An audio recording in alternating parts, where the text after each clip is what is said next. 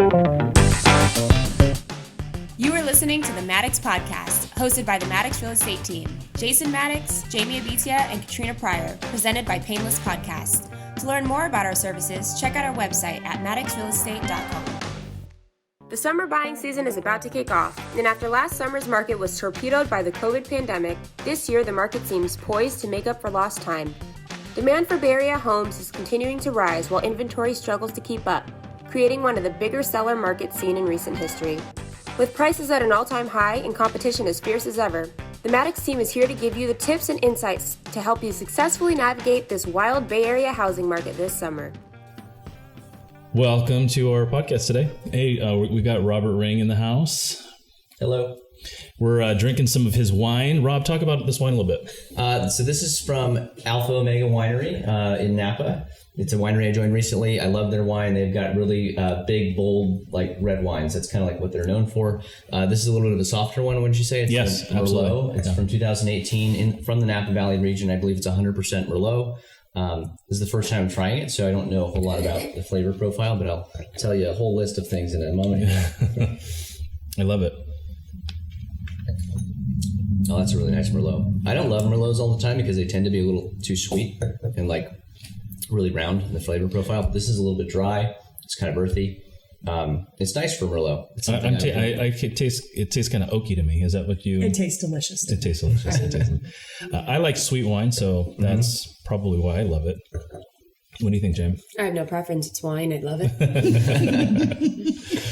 Awesome. It smells delicious. Tastes delicious. It does. It's right up my alley. Yeah. So what are we going to get into today? We're going to talk about the market. We're going to talk about some of Jamie's experience in the last few months here, and we'll chime in when we can. And we'll see. I think we're going to kind of wing it today, but it's going to be from our personal experience over these past few months. Since our last real estate topic podcast, I think things are just as crazy, if not even a little bit crazier now as we head into the summer.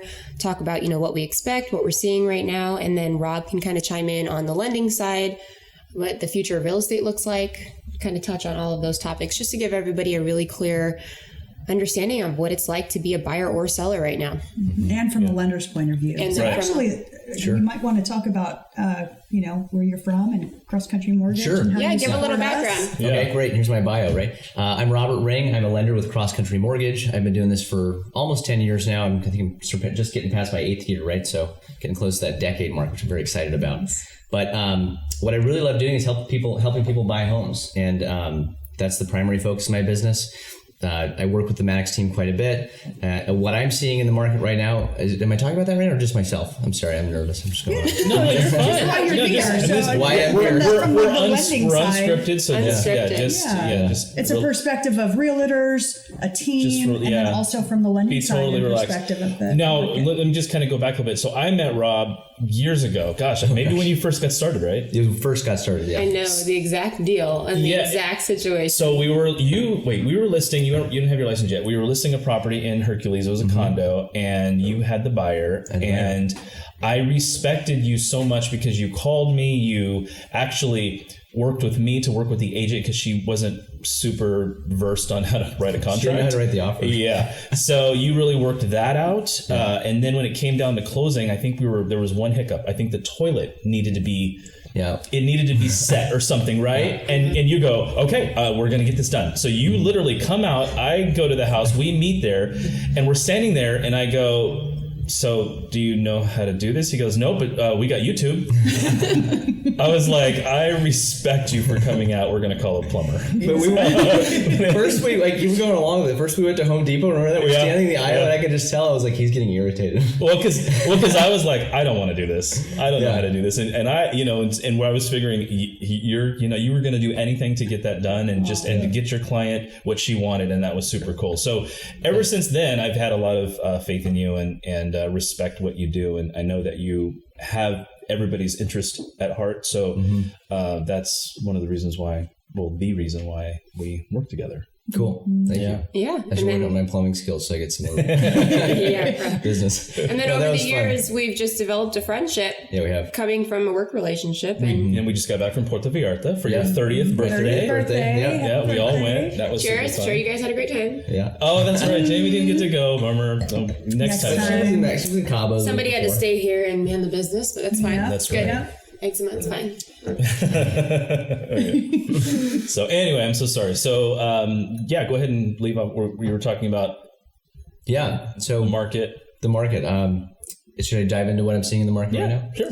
Well, obviously rates are really low, right? So that means people can qualify for a lot more than they could previously. And so it's created a surge in buyers. At the same time, there's a lack of inventory, right? So there's just a lopsided demand that's causing kind of craziness in the market, and everybody sees it. You put something on the market, it gets 10, 20, 30 offers. And it's super, super competitive. So from the lending side, I mean, we're working with a lot of buyers, but getting them in contract is obviously the hardest part. Right. There's a lot of concern. There's always concern, though, in every market. You know, I remember years ago, people go, I think the market's going to crash, it's going to turn, et cetera. And then in 2018, when prices started to come down, people go, I'm going to wait till the market, the prices come down, and then I'm going to buy. And so people always wait and they're always unsure, but usually what it comes down to, and the reason that they're on the fence or they have nerves about it, is because they don't do this every day like we do. They don't see what we see. But what the main thing is just a lack of knowledge about what's going on. When we get a buyer, they probably have like 30 or 50 questions maybe that they need answers to, and they just don't know what questions to ask. They don't know what to ask. That's so true. I run through that all the time. I run into that all the time. I mean, people they say, oh, well, that's what you do. What is an earnest money deposit? What is this? What is that? And we do this every day. So we kind of assume they know what they're doing. And so it's almost like we have to, and Jamie's really good about educating people along the way. So when she first meets people and stuff like that. Yeah, I definitely prioritize educating buyers, because it's definitely not for the faint of heart to get into this market and try to figure out what you're doing as you go. I feel like you have to have some basic knowledge about the process, at least, so that when you are thrown into the fire, when you make an offer on your dream home that you just found, it's your first offer, and then you find out there's 30 other offers, you don't feel like you're not going to be bottom of the barrel. You're going to be up there at the top, because I'm going to train you and teach you what it's going to take to get that house. And it still may not work out, but that's usually circumstances out of our control, right? There's a lot of cash out there right now. And if you have a financed offer, regardless of how strong you are, it's always going to be, not always, but there's a potential for cash to come out ahead because it's a quick and easy deal. And you can even talk about that a little bit, how we strengthen our finance buyers so that you can compete with cash offers. When you get out there, you're being just as competitive. I mean, cash is obviously really strong, and sellers sometimes prefer that. It obviously depends on how quick they want to close. And so we've got to do things like play around with our contingencies, which is something that if you're watching this, you don't know what that is. Just another intricacy to the contract that we're all aware of, and we need to educate our clients on so they're aware of it. Because when you go into a real estate contract, you actually give the seller some money up front. It's held by a third party, so they're not just grabbing onto your money. But you're saying, if I back out, you can keep that money. Unless I back out because of whatever reason. You have like 3 protected reasons that you can back out for if you've listed those in the contract. And so if you have none of those, it's a stronger offer, right? Or if you have less of those, it's a stronger offer. And those 3 things are inspections, appraisal, and the loan, right? So then that's when I come in and they go, how fast can you get the loan approved? Or do we need a loan approval contingency, right? So sometimes we're underwriting, like our clients that you're writing an offer for this morning. We did their underwriting process ahead of writing the offer so they can get rid of the loan contingency. In this case, I think they needed the appraisal contingency because they had the minimum amount down. So if the house doesn't appraise, they're not able to buy it for the price that they're agreed on right now. So that's protection that you have to have in place. I don't know if they have an inspection contingency. That's something that realtors always advise on. And it probably depends on whether or not there's reports that have been made available to the buyers ahead of time, so you know what you're getting into. But even if there's not an inspection contingency, and you guys can talk about this a little bit, if you get into contract on a home, you still need to do your due diligence. You're going to walk it, you're going to have people look at it, etc. And if you find out something major wrong with the house, it's material new evidence that maybe wasn't listed in a report or disclosed to you, you do have renegotiating power. It's not the end of the world. I mean, that's something that sellers sometimes overlook and that buyers get nervous nervous about. And it's like, well, you're very protected with California real estate contracts, and the seller has a huge obligation to disclose everything that they know about it. In some states, that's not the case, right? But California, it is. So do you guys want to talk a little bit about that and how you navigate that process? Yeah. So the inspection, like the inspection contingencies when we write offers, so when we list properties, Jamie and I are pretty big about getting, or at least advising the seller to get reports on the property, as you talked about. Mm-hmm. And this allows for us to have offers that are non-contingent, but there is kind of a workaround with that. If somebody comes in and finds something new, or the seller doesn't disclose something, then that's kind of we can't really hold that, right? Yeah. I mean, we have to negotiate at that point. Yeah. So that's why we work with inspectors who are very good, very diligent about what they do, so that we don't miss anything, right? Mm-hmm. So I mean, it's huge. Let me go ahead and. No, yeah. Carrying on the listing side of that, I think it's really important for sellers to not only disclose everything they know, but we are big proponents of getting inspections up front, because when it does come time to take offers, there are going to be buyers out there that know it's competitive, that know they're up against 20 other people, and they're going to say, what can I do to make my offer stronger? Oftentimes, buyers will remove all of their contingencies, at least their inspection contingency. And it makes me, as an agent, feel a lot more comfortable. And I tell this to my sellers as well. If we have reports on file, at least we know we've disclosed a majority, if not everything, to them that we possibly can, so that we feel more comfortable taking those non-contingent offers. And if we're listing a property and we don't have reports, I don't feel comfortable taking an offer that has no contingencies as a listing agent. Yeah. Because I mean, that puts me, that puts liability on me. You're asking for a renegotiation too, or a problem down the road. I mean, it's just, Right. So I mean, even if you do like a short term, like a 5-day or something like that, versus like, what does the contract say, 17? Mm-hmm. Do a 5-10 day or something like that, if there's no inspections on the property. But if there are, then yes, you can comfortably remove them with the guidance of your agent. But yeah, it's not the end of the world, like you were saying. And you do this too. I mean... Yeah, one thing that I mention is, you absolutely have the right to have all the inspections done and can have the contingency in place. However, even if you remove contingencies, you still have the right to secure any and all inspections that you deem necessary. Mm-hmm. In the event, and I usually prepare my clients by saying, it's like buying a used car. You're not going to buy a used car without miles. So you have to expect some miles on the home. You have to expect there's going to be wear and tear. There's going to be, some things that you're just going to have to pay for. It's part of buying, essentially a used home. Maintenance. So you have that in place. You have that in mind, and you base the offer on that. And then we do the inspections, and they're like, oh yeah, it's about $5,000. That's kind of what we anticipated and what we had in mind. So we're good. And so there's some, level of cushion and protection there. In the event there's something catastrophic, then of course, like foundation, something like that the seller knew about beforehand, then we're always going to have the best interest in mind. So it is that balance of how do we make the offer as competitive as possible while protecting the interests of our clients, which is always, paramount. That's the number one thing. And I think all of us do a really good job of explaining this thoroughly to our clients, so they know if you're removing your inspection contingency, this is what it means, and this is what you can prepare for. And, doesn't mean you're getting a perfect house necessarily. There could be some things wrong with it, but this is what you're willing to take on. And I know I really try to explain that to my clients. I've even, there are times when you have to look out for the best interest of your clients and tell them there are no reports on file. I see a few things in this house already that would be concerning. An inspector could say they're nothing, but they could say they're not. They could say, there's cracking on these walls. That could be foundation. It could not be as well. Mm-hmm. But, it's really challenging when you're going up against people that will do anything to get home right now. Is it really worth it? Are you going to be a year down the line having to pay $20,000, $30,000 in all of these reports that you didn't get up front? So it's challenging. Sometimes it's hard, but as long as we educate our buyers, I think all of us try to do that. We do. Yeah. And it's not just this market. I mean, from the last 6 years, it's always been, I've had every single one of my buyers Every single one. So anybody who's interested in buying, this is a concern of everyone. And that is, I feel like I'm buying at the top of the market. And I'm getting really scared that the market is going to crash or it's going to dip. Every single client.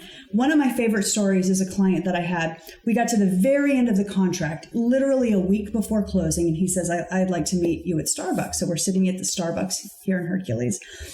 And he said, I appreciate all the time, the effort, the energy, everything that you've done. This is our dream house, but I think we're going to cancel the contract. So I remember that. After I pull myself up from the floor, and I'm just being very calm because we worked so hard to get him this dream home. And I said, okay, let's talk about it. Like, let's discuss this.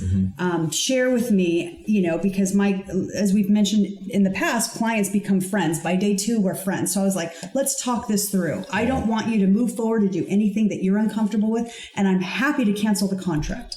However, let's talk about it because I don't want you to have a regret later 3 days down the road from now, and we've just pulled out of the home that you've spent, so much time looking for and happy with. And he had spent money on inspections and everything, right? Everything. We were literally a week before closing. And he said, I feel like I'm buying at the top of the market. This was like 4 or 5 years ago.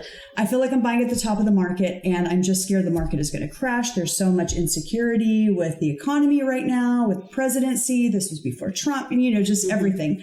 So we talked it through. At the end of the conversation, he just said, okay, you know what? Let's just go for it. I don't want to make the wrong mistake here either on the other end. So I happily contacted him about 6 months ago and I said, hey, your house is about $120,000 more in equity. Just wanted to, give you a shout out and say, hey, and, hope you and your family are doing well. Now, had he canceled that and continued to look for a home, he would have been chasing the market and it would have lost out on the equity gain that he has had. So even folks now that are getting in the market, they're like, are we buying at the top of the market? And would you tell us? And I always say, I can't predict what the market is going to do, but I can tell you I have this exact same conversation with every single buyer because it is the number one concern in this economy, in the Bay Area. Am I buying too high? And the answer right now, again, I don't know. But in the long term, and we've discussed this before also, in the long term, it's your home. The market is going to ebb and flow. Right. And if you're not looking at making a quick buck and selling it in a year from now, then I feel comfortable based on, experience from the past going, I think you're going to be okay. If you're going to have, this is going to be your home that you love. Right. Yeah, I have those same conversations with my buyers and I tell them in more cases than not, I've seen people price themselves out before I've seen them wait around and get the deal of the century. Because if things do correct, like Rob and I were talking, May 2018, prices were really high and then new inventory was released and we started to see some corrections that summer. It wasn't the market was tanking. It wasn't any type of dramatic correction, but any type of correction is viewed as, oh my gosh, what's happening? And the market's going to crash. Things are going down. It's like, no, we have more inventory. There's not 20 offers on every house anymore. This is a great thing for buyers, but it's also a great thing for sellers because you're already at this new level of pricing and it's going to sustain even if you have to do, a price reduction here or there, you're still at such a top tier of pricing. Right. But I've had clients, sometimes we do have to get creative. And when you are up against cash offers or people that have enough cash, and Rob, you can explain why in a minute, people are coming in with all this extra cash. Sometimes you have clients that say, okay, well, I can't completely remove my appraisal contingency, but I want to try to get creative. What can I do here? And in that case, I might tell a client, okay, this is another strategy. It's kind of a middleman between the removing your appraisal contingency and keeping it, bridging the gap with a set amount of money. So I'll give you some great examples. Last summer, I had clients that were willing to bridge the gap up to $20,000 over appraised value if the property didn't appraise. Let's put that into an example. I think they were purchasing at $630,000. They ended up actually getting the property appraised at $615,000, and they ended up coming with $15,000 over to make it to that $630,000 number, not the full $20,000 that they agreed to. I mean, today their house is worth at least $100,000 more than it was when they purchased last year. So, at the time they were probably nervous saying, gosh, are we overpaying for this house? we've written 7 offers. We're just desperate at this point. We'll do whatever it takes. We just want to get our foot in the door. We want to own a home, and look where it got them today. And you can, I think, explain a little bit better why people are having all this extra cash and why things are getting so bid up over here. Yeah, well, I mean, since COVID happened, a lot of people were able to work from home. We were talking about this yesterday, right? And so it's created something that you educated me on yesterday, Katrina. It's called urban sprawl. Urban sprawl. Urban sprawl. Can you explain what that is? Yeah, it's just, when there's a big city, so let's say San Francisco. San Francisco is densely populated and you have a lot less home for the money. And then you just kind of, people just kind of start branching out a little bit. And they're like, okay, well, maybe Emeryville. And you're settled in Emeryville. And then from Emeryville, it's San Pablo. And then it's Hercules. And then it's Pinole. And so you start branching out from these big cities into, from major urban areas to more, residential Suburban, communities and suburbs. And, and we see it happen all the time. And now it's more and more, it's progressing because people are able to work from home. They don't have to, be in the city of San Jose or the city of San Francisco. They're able to work in their company, right? That it may happen to be in San Francisco, but they can do that in Hercules. Right. So they can take their $150,000 engineer income that used to, mean they'd have to commute into Fremont or Sunnyvale or San Jose, whatnot, and spend $4,000 a month in rent, and they can take that and apply it to a mortgage in Pinole, Concord, Pleasant Hill, Hercules, spend the same amount and be a homeowner, whereas that was a little bit of an insurmountable task with that salary. Right. And so it's like you said, but that drives prices up, because if you go back in time, that wasn't so much the case. I mean, the farther you got away from these major metropolitan areas where there was a high concentration of high-paying jobs, you had the home prices went lower and lower because the jobs in the areas like Concord used to be agricultural. It used to be covered in citrus farms, right? Yeah. When I was a kid, homes in Concord were less than $200,000, so it's like, I bought into Concord when my house was around $550. You helped me buy.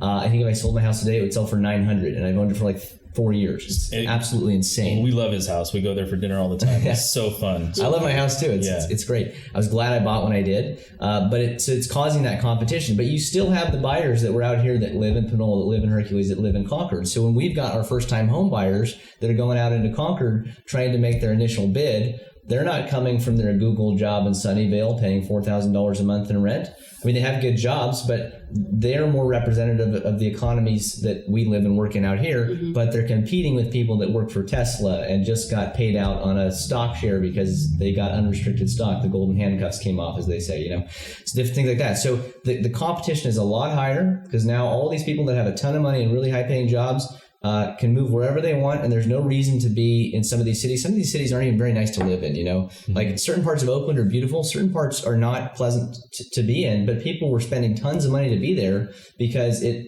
cut their commute in half, right? And so you'd see certain areas of Oakland that were like gentrifying just rapidly overnight. Which is good and bad. I mean, right? It makes the community better. It pushes some people out, though. There's pros and cons to that type of thing going on. But now we're just seeing that with this urban sprawl thing. Is that right? Urban sprawl? Yeah, that's what I call it. Sorry, I just want to make sure I get the term. The different terminologies. Like you have a different terminology for it. Well, I made one up, but apparently it's not real. I call them ancillary suburbs, but that I like this urban sprawl thing. So anyways, that's what we're seeing, and that's why the competition is so stiff. And then we talked about this briefly. I'm just going to mention it so we can touch on this next. People go, it's going to crash, it's going to turn around, et cetera. But, going into the pandemic, the demand was already super high, and it's been high for over a decade because housing starts in California are so far behind that the natural demand, regardless of what the market's doing, has been high already. Let me give you an example. Every year, we know based on the population and demographic information in the population who enters the first-time homebuyer category based on age, family, job, et cetera, right? In the Bay Area, on average, every year there's about 6 people for every 1 new home that's available. It's called a housing start, which means a new home was built or somebody moved like out of the state, right? So a home became available, right? For one of those 6 people. So that's just natural demand, right? And then you've got COVID. People were working from home. They don't want to sell their home. They don't want people coming through their home.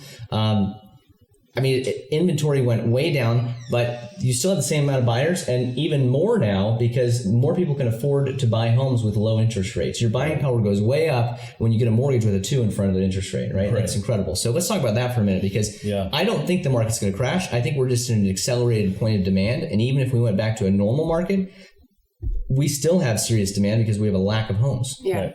So I was having this conversation with people that came to my open house, which open houses are a thing again. I know. But people that came to my open house and they were saying, we really love this house, but I think we want to wait and see the prices come down a bit.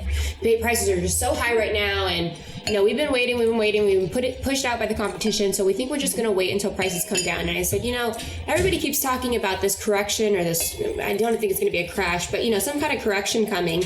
But when you really sit down and think about it, there's no clear path to a correction, right? So interest rates are super, super low, which means that more people can afford houses now, right? And people that could afford houses before get a little bit more bang for their buck now. They can afford higher price houses, which is kind of keeping in line with the market. Not only that, but when interest rates were super low, everybody did a refi. So now sellers have these ridiculously low payments on their homes that they, paid $300,000 for 20, 30 years ago, and they're going to get to stay there at a really low price. Why would they sell? Yeah. They're moving somewhere in the state or in the area. If they're making a lateral move, it just doesn't make sense. They're going to sell high and they're probably going to buy higher. Right. And then you have the whole contingency, we have to sell our house to buy a house. That's impossible right now when people are making non-contingent offers. The only time it really makes sense is if you have people moving out of state, which we are seeing some people move out of state, yes. And I think that's contributing to the little bit of inventory that we have right now. Or downsizing. Maybe downsizing. Yeah, people that are selling their homes are downsizing. But even then, they're selling homes that they have such a small payment on in a low tax base. Right. They're moving to smaller homes for just as much, if not higher pricing. I think it only makes sense if you're moving maybe out of the area, not necessarily out of the state, but out of the area into more of a up north or something like that. Yeah, I think that makes sense too. If you're moving to different areas that are going to be, less congested, less populated, but then you're going to be farther away from everything. You're not going to be a hop, skip, and jump like Pinole is to San Francisco or Napa or Walnut Creek or pretty much anywhere you want to go. You're 30, 40 minutes away. Yeah. You're going to have to, it's a give and take. You're going to be maybe getting a little bit more house, a little better price, but you're going to be giving up everything that's convenient. Yeah. So I think that's, part of the challenge right now with, are we going to see a correction? I kind of feel like we're in a new normal.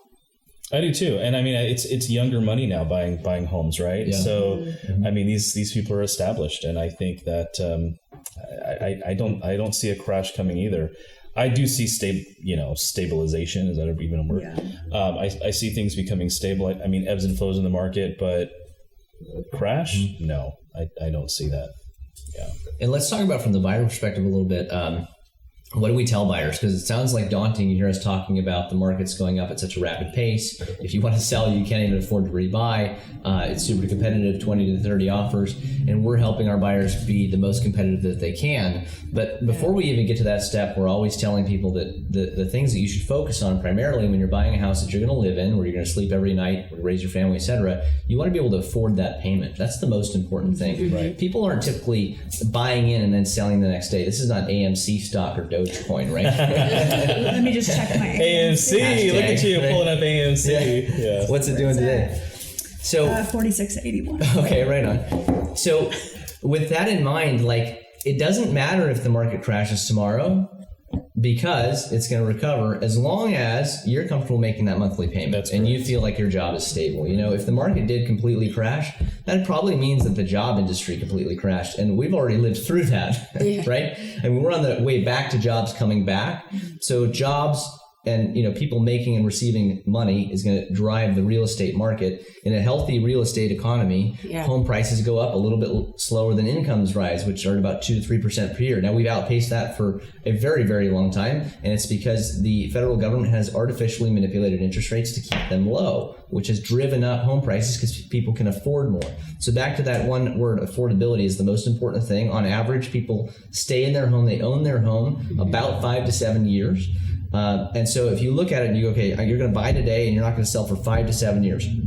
If year 2, the market crashes, it doesn't quite matter, because even in the worst crash in real estate history, it recovered after how many years? About 4 years afterwards. Yeah, right. Yeah. So you would still be fine. You wouldn't have lost money.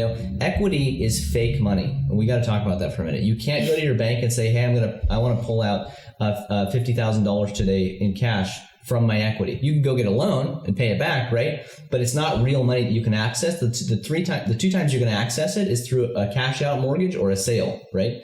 So if you buy the home, you're comfortable with the payment, you like where you're going to live, it suits you and your family's needs, prioritize those things over market timing. People that try and play the market timing game never ever win. You're not if you're a first-time home buyer, you're probably not an experienced real estate investor. And even if you are, experienced real estate investors don't time the market. They just save money, and when the market crashes and everything goes on sale, they start buying a lot of things. Right. But that's not the game that we're playing here. We're in this for the long haul, and we want to make sure that once you get into that home, we don't hear from you 6 months later that you're facing foreclosure because you can't afford the payment. Yeah. So we make sure affordability is number one, and then you guys help your clients put their best foot forward within their capabilities, right? And that's all that you can do. And that's why sometimes it takes 6, 7, or 8 offers to get in. But, our reputation, our knowledge, and us working with you, we can help you be as competitive as possible, and we will help you win an offer. It just takes a little bit of patience in this market if you don't have, $800,000 in cash that you're walking through the door with. But don't let that. Sometimes it takes 2 or 3 times too. Yeah, exactly.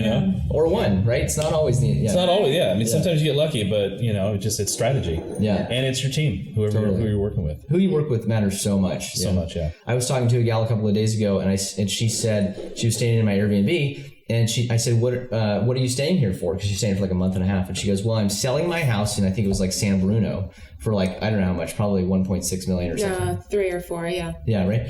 And then she's going to buy in Pinole or Hercules. And I said, oh, cool. Who are you using for a real estate agent in Pinole or Hercules? Because we're in Pinole, right? Yeah. And she mentioned it. I won't say the name, but it rhymes with Redfin.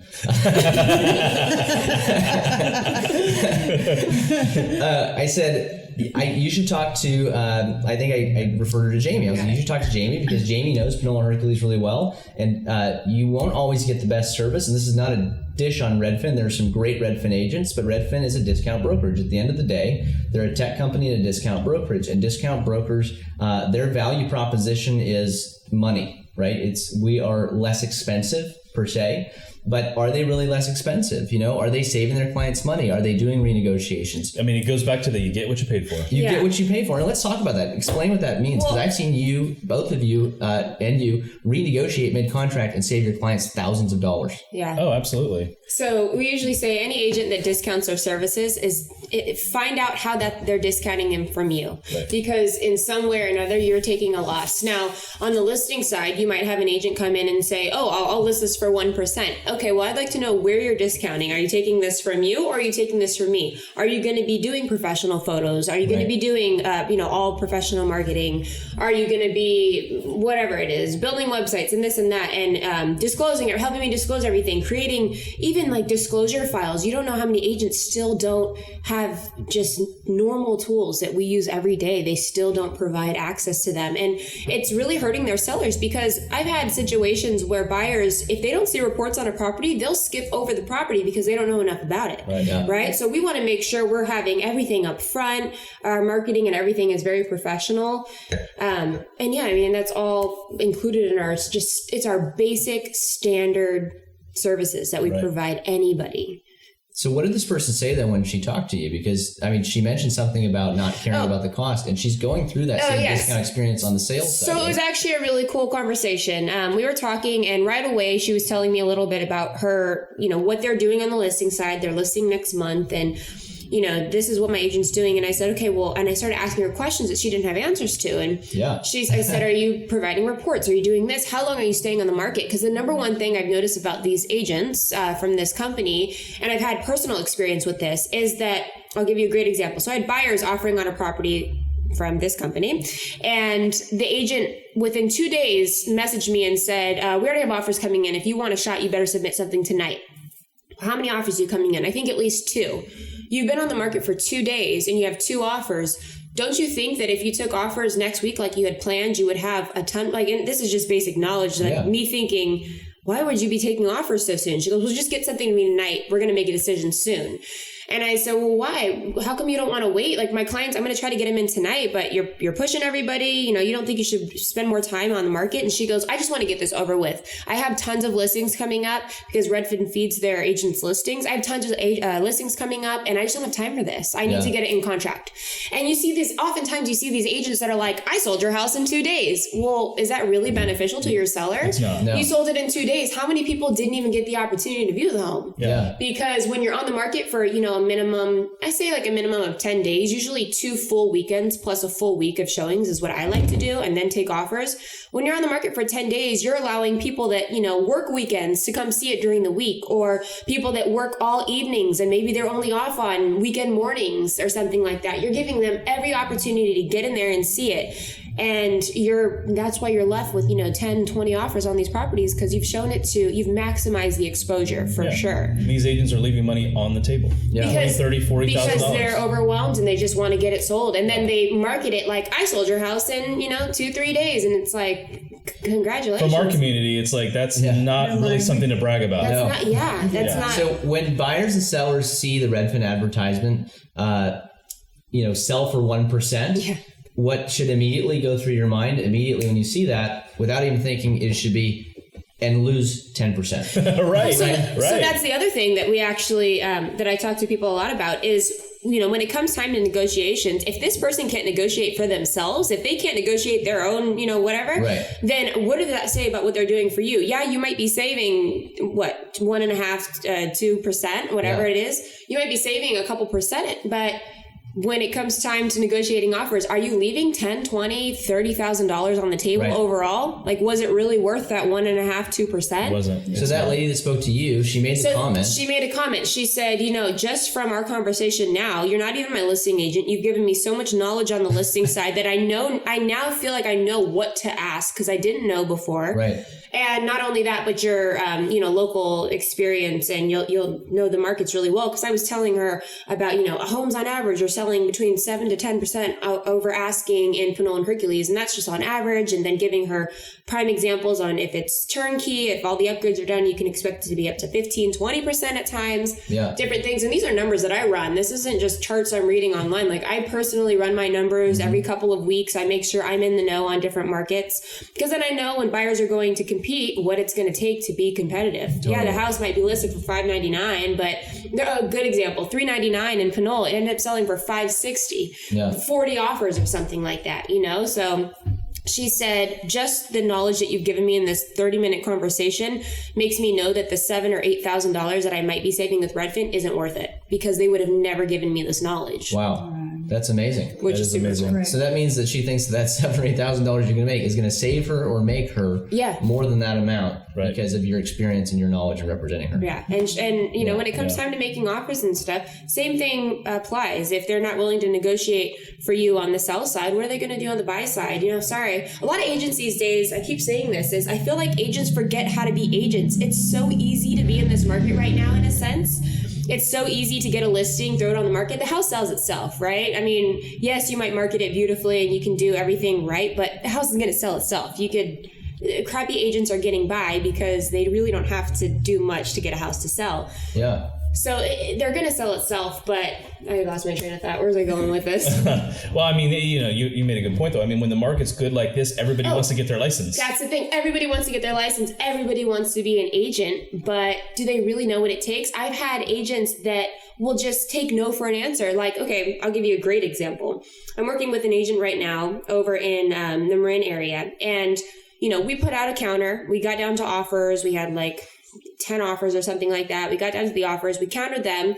And had she not accepted the counter, like most agents would say, you know what, we don't accept it. We're just sorry, we're going to walk.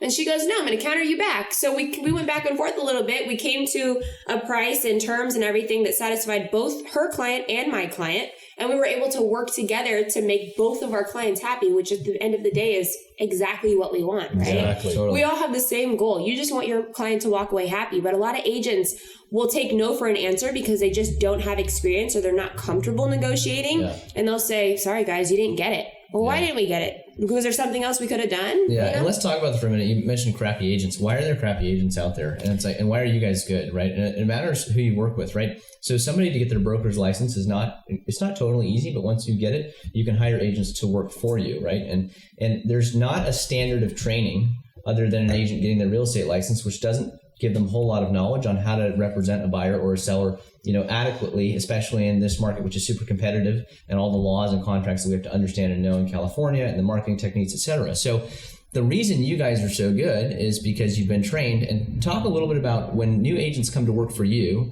what do you do for them? How do you train them? And why are the agents that work at Maddox Real Estate set apart? Because it's not just that you guys work together and know each other. It's because you set a standard, you give information, you educate, you train, you support, you hire, you market. There's a whole there's a whole thing that goes together to give out that level of service.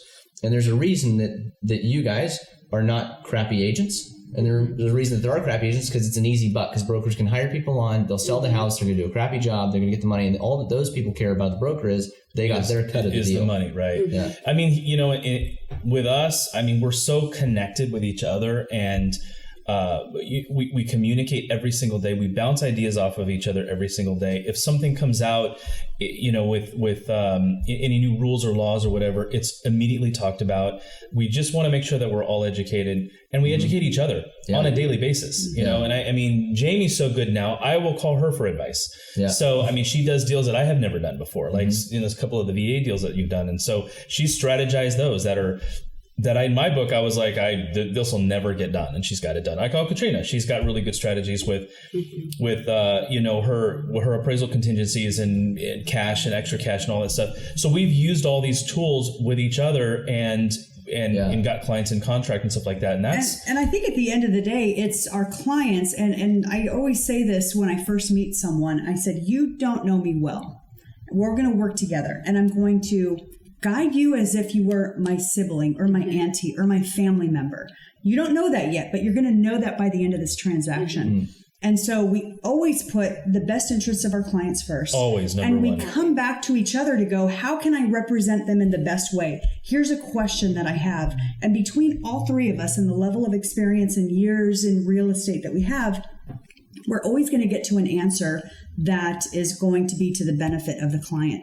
It's to the point where my husband's like, can you please not take calls at 9 o'clock at night? No, boo. Right. This is my client. And they come first. Family time is family time. But really at the end of the day, it's like, this is a huge transaction. This is somebody's biggest investment of their life. And they have a question, I'm going to be there. And we all are this way. We're going to be there to answer it. Right. And if we can't answer it, we're going to find somebody amongst ourselves or somebody else outside of us that can, so we can provide that type of experience and education that's going to help them make the best decision and transaction possible. Yeah, I think one of the biggest things we've always said is that we're in this business to be relational, not transactional. Right. That's the number one thing. That's our number one rule. So like you said, I've always told my clients, I treat my clients like my family. If my sister or my brother is getting into a deal, I'm going to give you the same advice that I would give them. And sometimes it's not always the advice that's going to lead to us closing escrow, right? It's not going to lead to us seeing this deal through.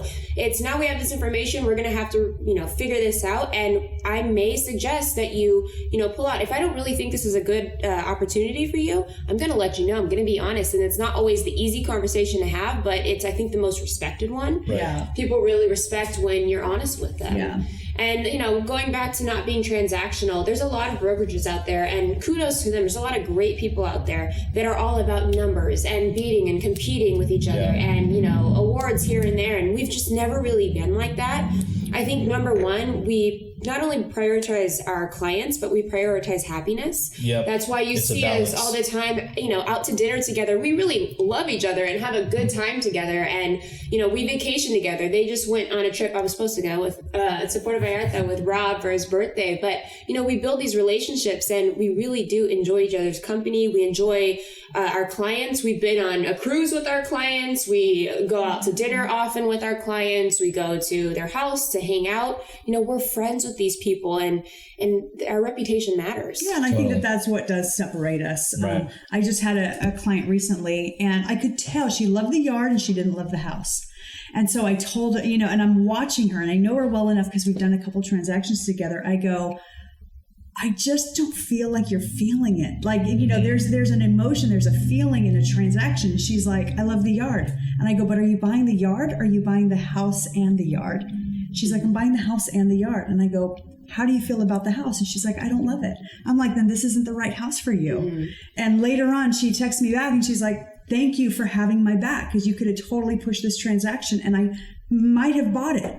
But now I feel like, I can trust you completely because you're able to tell me, no, this isn't the right house for you. Yeah. And I knew that it wasn't. I just wanted I wanted the yard, and that wouldn't have made me happy in the end. So, and then kind of going back to what you were saying, Rob, earlier, so what we do is we don't have number goals. We have relationship goals. Yep. So how many relationships can you create? Because I truly believe if you create relationships and you put the client first, the money will follow. But don't focus on the money, because that's a transaction, right? Yep. Focus on your clients, do the right thing. Your clients will love you for that, and we will sleep at night. Great. Yeah, that's the biggest thing. Yeah. How do I sleep at night? Best believe when something's going awry in a transaction, sometimes you can't always have an answer right away, and I'm a fixer. So I'm like, how do we figure this out? What are we going to do to get this solved? Whether it be something came up in an inspection, or, there's something that we just didn't foresee happening.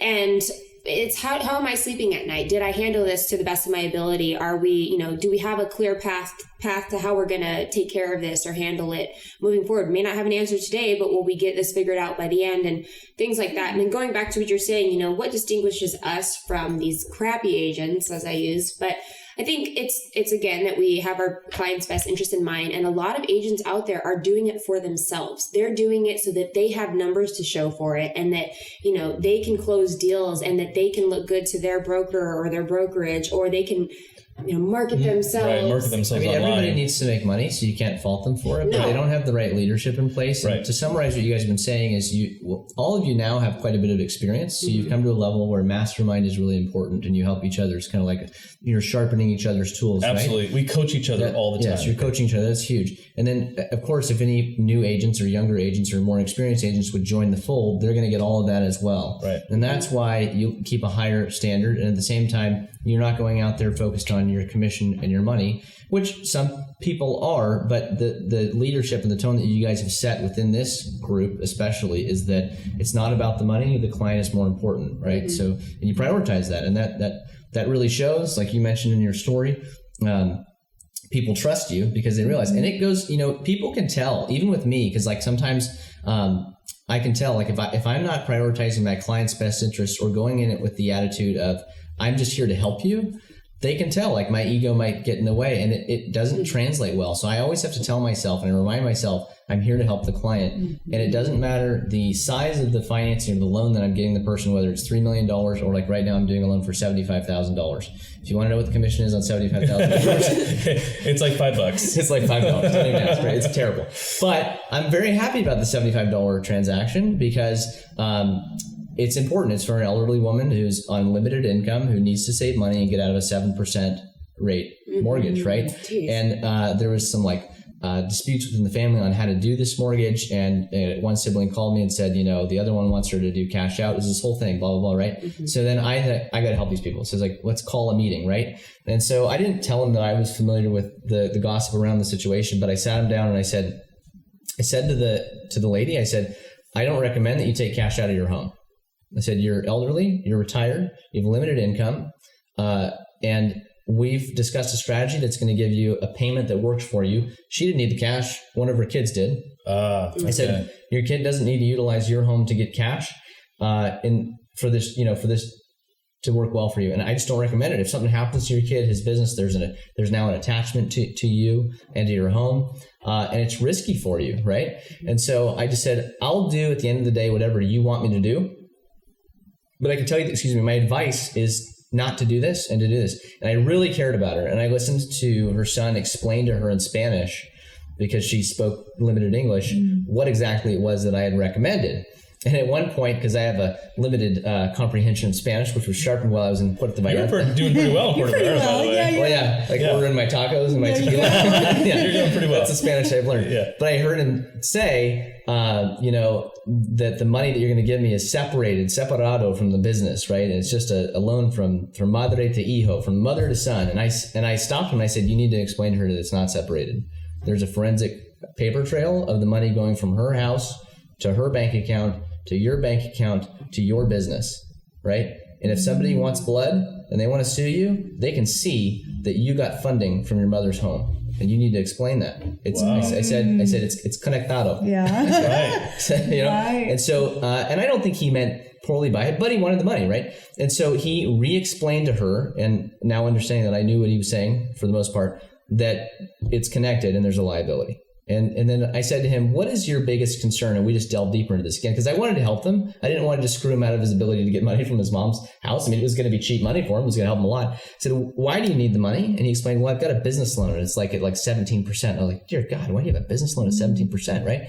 Well, I don't know, I'm paying my dues. I was like, how long have you been in business? 10 years. Asking these questions. I was like, well, I know people that have gotten business loans for a great deal less than that. Have you looked into the SBA? Oh yeah, I tried, but I never got a response.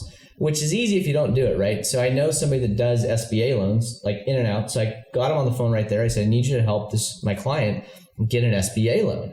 And so I connected him. Anyways, by the time we were done, I walked him and his mom out. They were both ecstatic. He was like, I'm so glad I came and met with you. You're helping me a lot. And then he called me a couple of days later. He goes, I just want to reiterate and say how thankful I am to you. We're not going to take cash out of mom's house for my business. I'm going to work with your friend. We're going to get the money through the SBA loan. And my mom is much more comfortable with this strategy. Wow, that's awesome. And so that's so gratifying to me, right? Yeah, absolutely. I mean, Rob from cross country is amazing. And when we were in Puerto Vallarta, in the back of the van, remember, you were making calls to listing agents to say, these clients are, we've run them through underwriting. They're absolutely great. And it really helps to get offers accepted as having a great lender on board. Mm-hmm. And to be in the back of a van somewhere in the jungle before an ATV ride. That is huge. I kept getting cut off because we were going through dead zones, but I was like, you're getting it for that client. I was like, I'm in the mountains. I'm sorry, I'm losing you. But it was in the mountains of Mexico. I think that's a very important point to make is that I always tell you, thank you for being such a valuable resource because your knowledge extends so far past just lending and the real estate market. Right.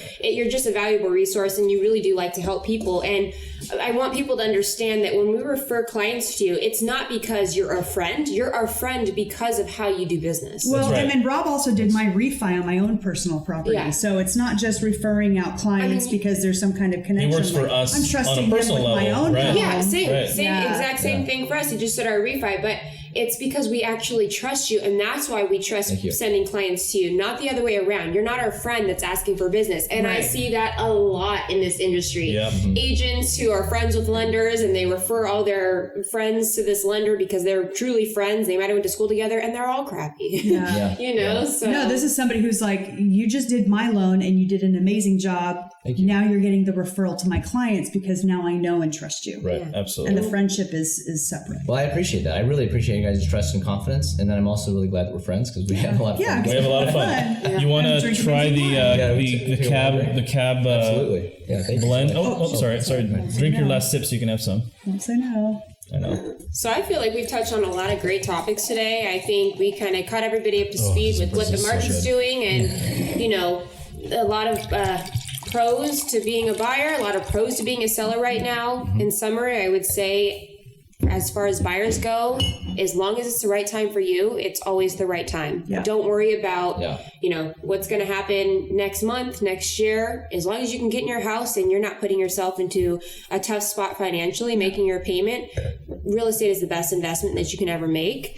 As for sellers, it's an incredible time to be a seller, and we could really use the listings just in general. So please, if you're thinking about moving, and you have a plan, do it because there's such a lack of inventory and there's so many ready, eager buyers out there. And have that team. I can't stress that enough. Have that team behind you that's going to do the right thing. Yeah. Absolutely. Hey, before we end, we talked about the Alpha Omega wine. I know you know a lot about this one. Can you tell us about? Well, I don't really know a lot about it, but I know that it's so Prisoner does a blend. This is the Cabernet blend. You love Cab. Yes, I do. I love a sweeter wine. This is, I'm not a huge Cab fan. I love this wine. And I think it's probably because it's blended. But Prisoner in general, I mean, I just love their wine. We drink a lot of Prisoner. We drink a lot of Prisoner. You've heard about Prisoner on They got a beautiful podcast. winery. So the Prisoner and Bocce are the two that I bounce back and forth from. I mean, that's just kind of our go-to wine, right? Little disclaimer, I feel like we have this wine about real estate podcast and people think that we actually know what we're talking about as far as wine goes. We don't know much. It's really just know, a right? way for us to share our favorite wines and to be able to drink. And I don't know why I like them. They're just delicious. Amazing. But I mean, these wineries are super cool. Like if you Prisoner is beautiful. Isa Tui is beautiful. Yeah. You can go do wine tasting there. Yeah. We go all the time. Yeah, we really do enjoy these experiences, but wine was just a way so that we could, have it's a reason just to pairing drink. what we love the most. Right. And And that's you give us an real excuse to estate, drink. Yeah. Real estate and wine. That's very true. Absolutely. So, thank you for joining us. Cheers, everybody. Cheers. Maddox Real Estate.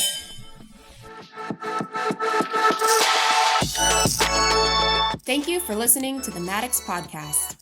Thank you to our producer, Sam Lubman of Painless Podcasts, for helping make this podcast possible. We started this podcast so we could share our real estate insights, as well as provide our listeners with a chance to get to know the Maddox team. Our goal is to make our clients' real estate sale or purchase as simple as possible, allowing them to sit back while we handle the hard work. To learn more about what we do or to look up resources about the Bay Area communities, visit our website at maddoxrealestate.com or give us a call at 510-993-0688.